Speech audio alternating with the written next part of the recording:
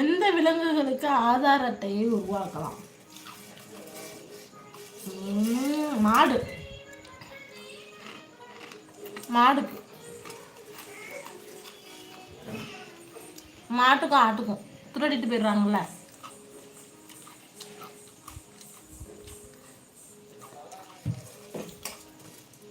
விலங்குகளுக்கு தானே கேட்டிருக்கீங்க, மாட்டுக்கும் ஆட்டுக்கும். ஏன்னா அதான் நம்மளோட மங்கிக்கா. எதுக்கு? ஏதாவது ஏற்கனவே வச்சுருக்கோமே நம்மலாம். அதான் ஆதார் கார்டு. எனக்கு ரொம்ப நாளாக ஒரு டவுட்டு. அக்கா நான் விலங்கு கேட்டேன், நீங்கள் கண்ணாடியை பற்றி பேசிகிட்டு இருக்கீங்க.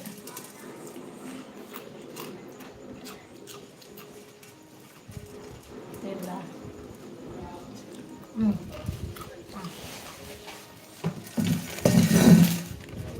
சரி.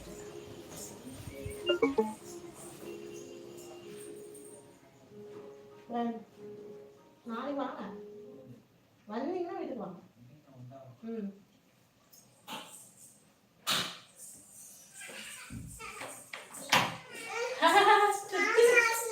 மாமா பாத்ரூம் போயிருக்கான்.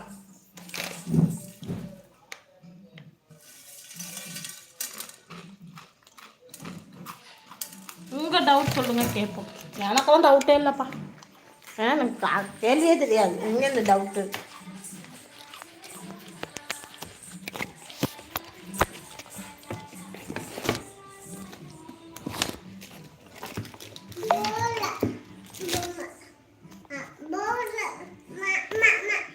சும்மா ஃபன்னுக்கு தான் சொன்னேன். கோச்சிக்கல. இன்னும் நான் கோச்சிக்கல. இப்படிதான் ஃபன்னாக பேசணும். நான்லாம் அவங்களாம் கோச்சிக்கவே மாட்டேன். ஃபன்னாக பேசுறது தப்பே கிடையாது. சரியா?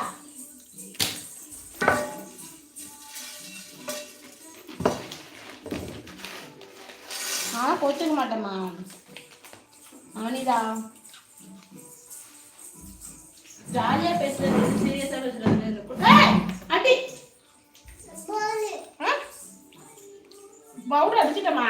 இந்த கழுவு போட்டு போய் கழுவு போடு. சோலார் கரடி என்பது விடை. அப்படியா? ஏன் அதுக்கு ஆதார் கார்டு எடுக்கணும்?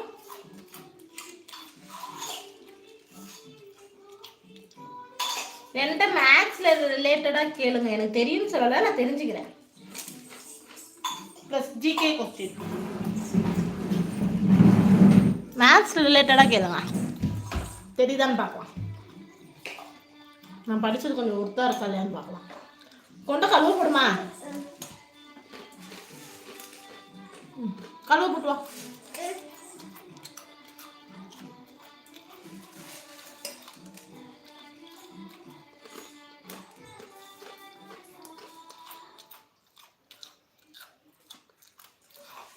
ஓகே அக்கா சொல்லிட்டு திரும்பவும் கலாய்க்கும். இல்லை எனக்கு தெரியல.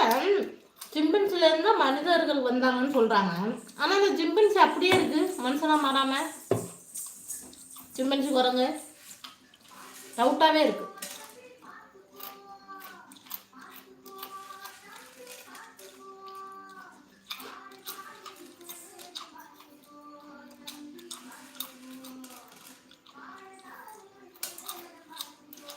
புரியல. நான் இதை ஓகே அக்கா சொல்லிட்டு திரும்பவும் கலாய்க்கும் அப்படின்னா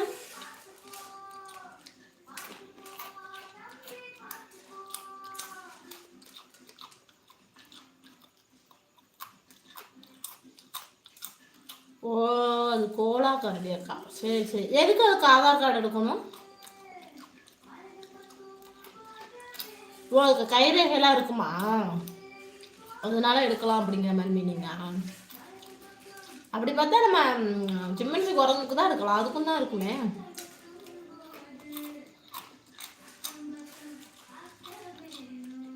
சரி ஏதோ இருந்துட்டு போகுது. நமக்கு டவுட்டு கண்ணா பின்னான்னு இருக்கும்.